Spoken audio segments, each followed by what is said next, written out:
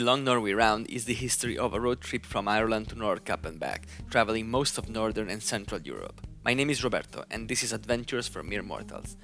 In July 2019, my friend Marco and I spent 20 days on the road with our motorbikes and camping gear. In the second installment, I'll cover 3 days spent exploring the southern part of Norway, where the most iconic roads and landscapes are, before turning our wheels north. The plan was simple: ride as much as we could, have an awesome time, and at the end of the day, look for camping locations to spend the night.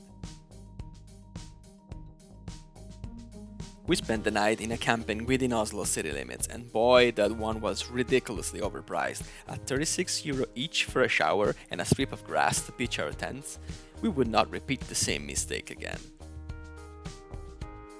After fueling up and slowly leaving the city, we headed west towards the fjords to see how much we could progress on our first day on the road in Norway. Weather conditions were fine, but there was something coming on that we could not exactly anticipate. We noticed that my bike chain was throwing some weird noise, and I immediately felt guilty for having slacked on lubrication over the previous couple of days. At the first break, we addressed that. Since the bike was so heavily loaded, Marco helped me pulling the front to the ground. Typically on the center stand, the bike's ass up in the air, but here it was another story. Back on the road, the traffic quickly started to intensify, with lots of trucks and campers swarming all over the place, giving us no chance to overtake them. I don't even have much footage of that, because it was just boring. The slow pace of vehicles quickly killed my morning adrenaline, and after a couple of hours, I totally needed a place to crash. No couch nearby though, so... Roberto is actually falling asleep. He's sleeping now. He was falling asleep on the road. It's becoming really hard to focus. They take up the full road and you're following them at half the speed limit. Other than that, it's really nice to travel with Roberto. He goes at very good speed. He drives like a pro. I think at some stage I nearly saw the panniers touch the ground. I mean, we are lucky that the weather is good so far and the road is very nice, the scenery is awesome, but it's painfully slow to drive around because the speed limits are very low and there's a lot of recreational vehicles and other trucks and cars that slow you down. It's not easy to cover a lot of distance in the same day. We barely touched 250 kilometers since this morning. At 9, wasn't it? We left at 9. 9 something. Luckily, soon after that break, the situation was about to change for the best.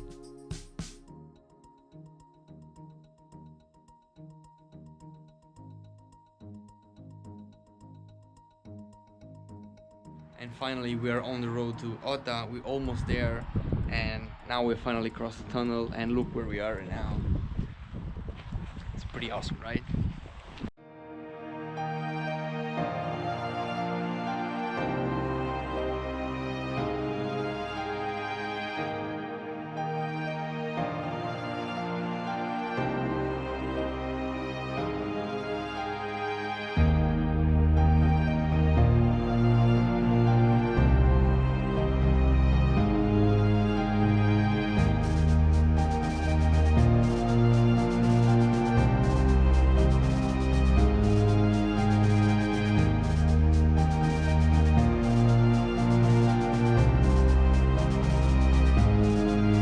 Lost ourselves in the scenery for some time, then at some point Marco thought it was a good idea to deploy the drone. And honestly, who could blame him? We began to realize where exactly we were and what we did so far. Arrived in Ootah around 7 PM, we looked for a camping location and rode there with renewed energy. The hilly landscape gave us the chance to have a bit of fun on the twisties to close the day.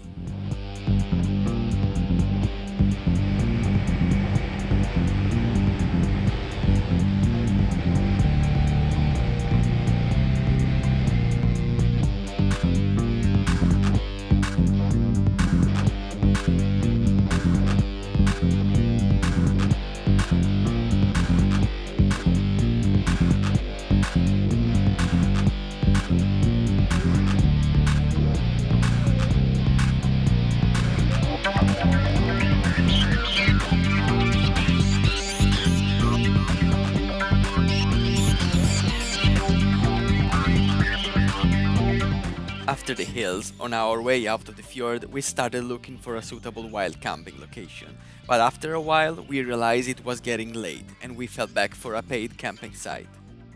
As we would eventually learn in the following days as we went north, roadworks in Norway are a serious business and it is common to find stretches of gravel every now and then. In the end, we entered the valley where our camping site was waiting for us and we set up camp in Jondal. It was our second night where we were enjoying daylight until very late.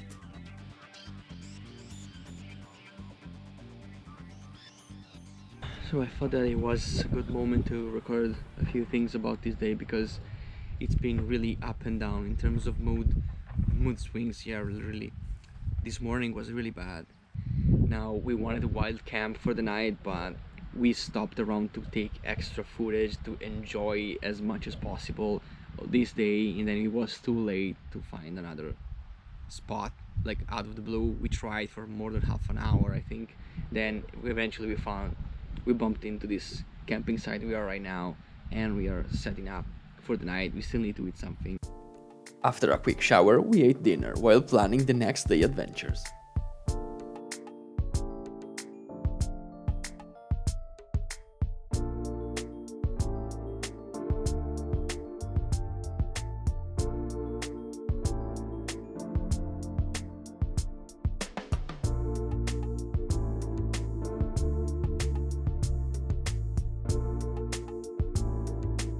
Almost ready to go.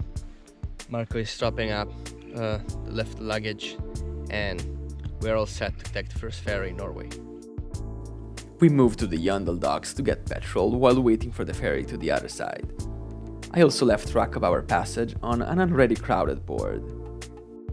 We met a fellow motorcycle from Russia here which will do a little route with us maybe today. Is that correct? Just along the fjord. It's gonna be fun. We had a long conversation about our countries. It's gonna be fun today, I hope, and then we'll split after. How long it's gonna take, more or less? I don't know, maybe like half an hour so probably. We'll be together, and we hope to meet many more people like him on the road these days, and Maybe one day we'll come to St. Petersburg. make a lot of friends, and then crash their places one day. If you come to Ireland, it's expensive, so text me and we have a bed for you. The same is for St. Petersburg, but Petersburg is not expensive, but I will wait for you. We save it for vodka. Right? After saying goodbye, Marco and I bumped into the Hardanger Fjord Bridge, the first of very many stunning views from above the waterside.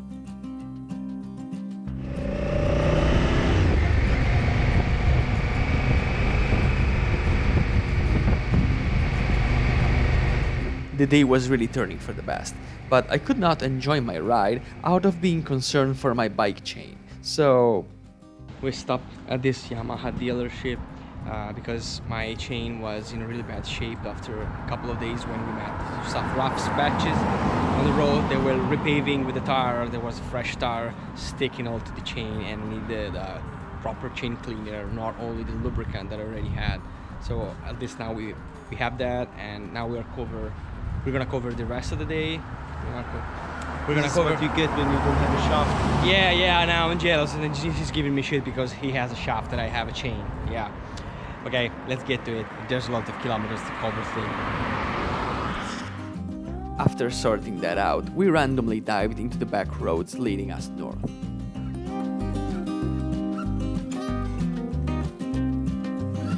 When they were over, we were back on the main road, in an area called Vikings Valley, with a view worthy of a quick break.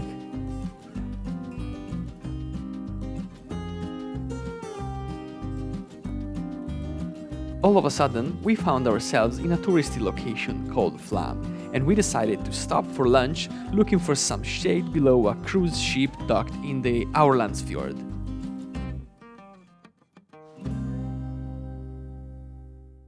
So we are eating the first properly paid burger, 17 euro. Yeah, but while you were playing with the GoPro, I was already finishing the burger.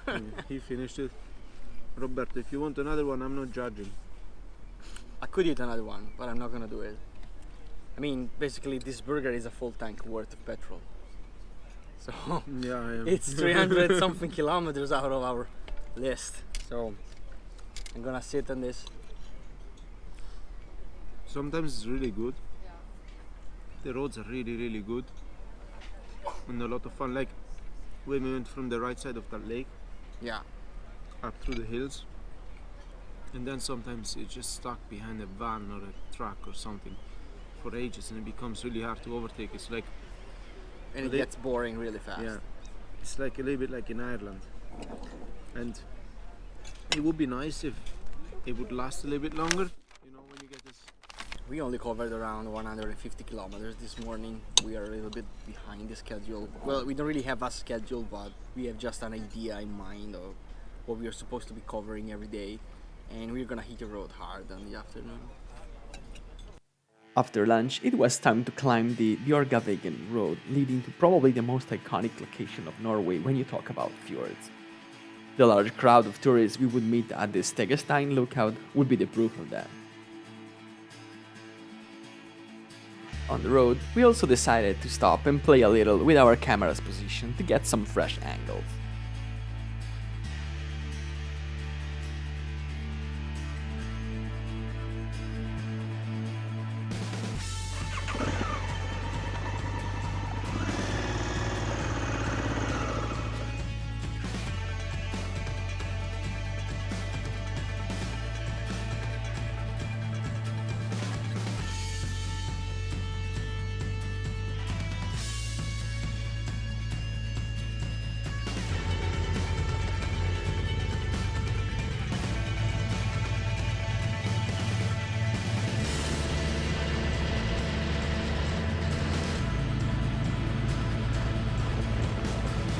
Minutes from the Stegastein lookout, we retrieved our camera gear as we were about to stop in the middle of a serious crowd.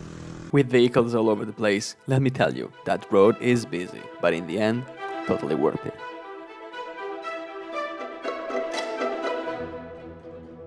Our stop wouldn't last long though. After all, we didn't come to Norway to fight with people, but to enjoy nature, the scenery and the amazing roads. We needed to keep the adrenaline running, and we quickly resumed our climb of the mountain pass.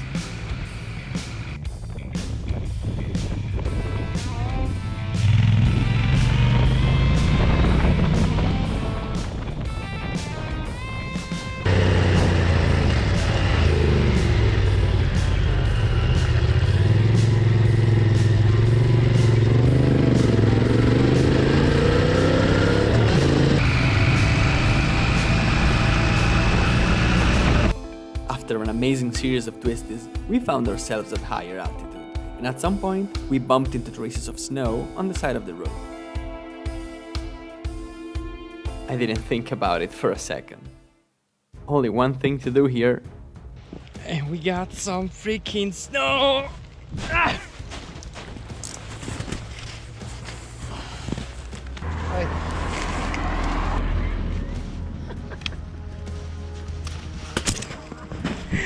Son of a...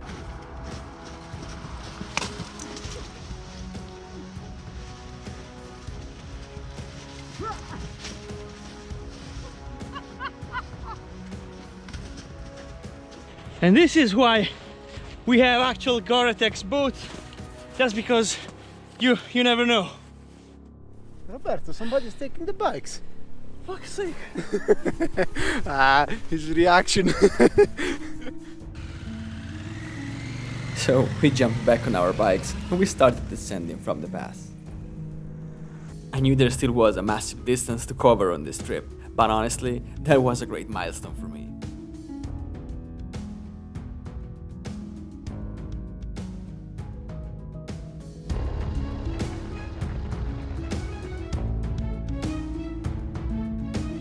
I even forgot to keep recording more footage that day.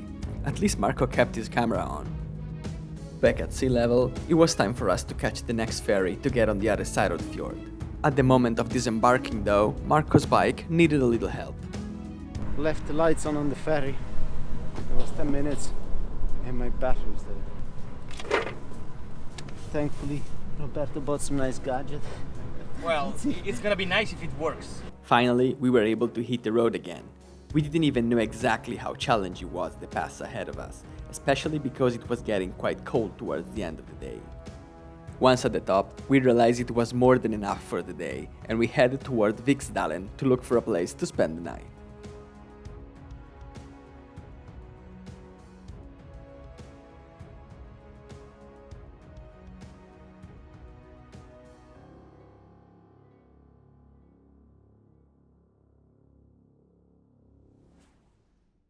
The morning began with some routine maintenance tasks. Roberto's still there dealing with his chain. What a disgusting situation. Look at this.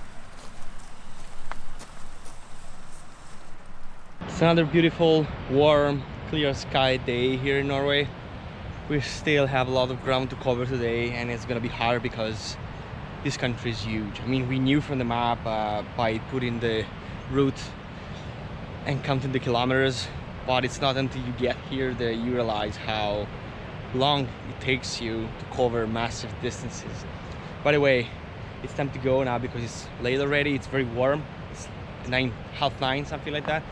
And well, this is some laundry for adventure bikers, because you need to make use of what you have, and they're not dried yet by staying overnight, so we need to strap it on the bike, and we can't lose any more time than this. Let's hit the road. With the laundry properly secured, we left our lonely campsite, headed north again. The goal for the day was to face the mighty Geiranger Pass and get us as close as possible to the Atlantic Road, because it was unlikely that we would make everything in a single stretch. After all, we were always covering at least 600 kilometers every day, and these roads were certainly not high-speed motorways.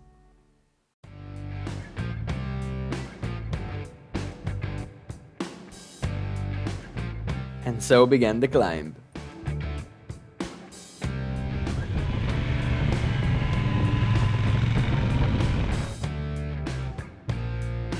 I guess the whole area was good for chilling.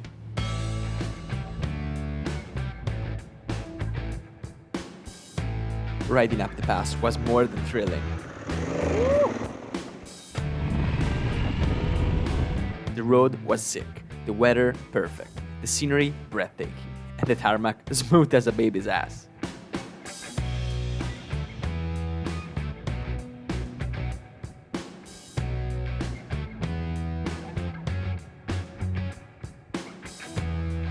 The result? Happy boys.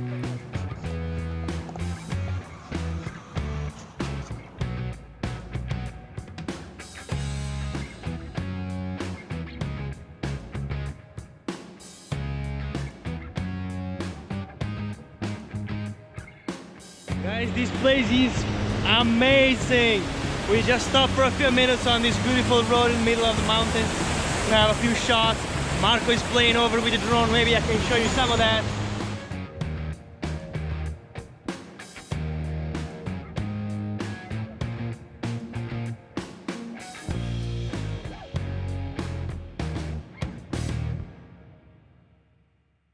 And while we were at it, why don't show off some drone skills?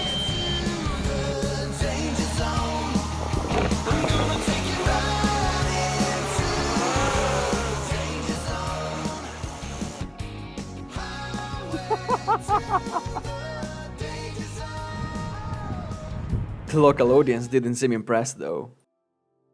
We still had a lot of road to cover that day and ferries to take, so sadly, in the end we took our leave from this majestic location.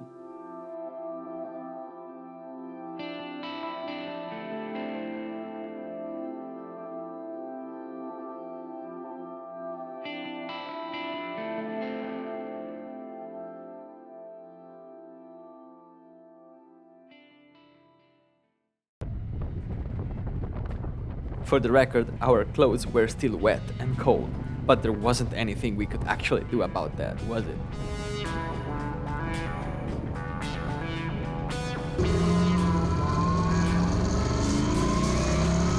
We were leaving the Vidisitter Valley, headed towards the Strynefjellet pass. Just a bit of geography here in case I need those location names in the future.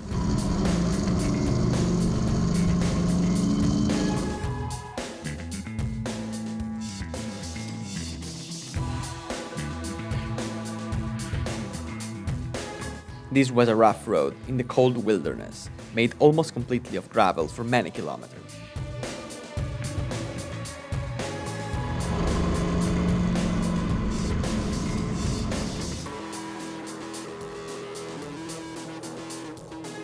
Honestly, if there was a Valhalla on Earth, it would have been here. This place puts the awe in awesome. Back to the safety of tarmac. Of course, now we had a bunch of downhill twists to reach the sea level.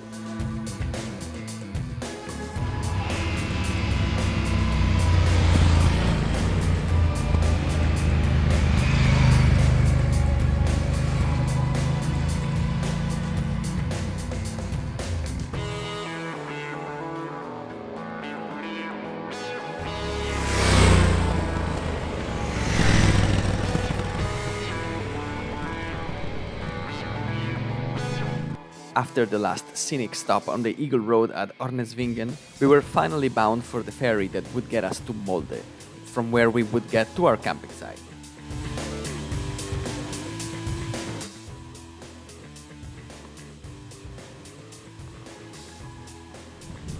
We need to rest now. Forcibly rest for about half an hour because we just missed our next ferry. So, since we were delayed, on the other side we made a run to the closest supermarket to get food and booze to properly celebrate the day.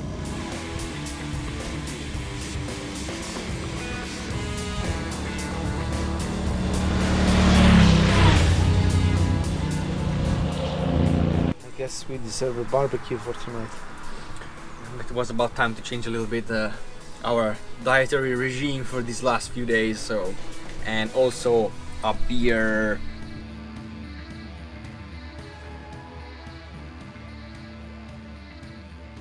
Completely exhausted, we crashed into our tents around midnight. The next day, we would be riding across open water. Thank you for watching this video. Remember to subscribe not to miss the next episode of the Long Norway Round.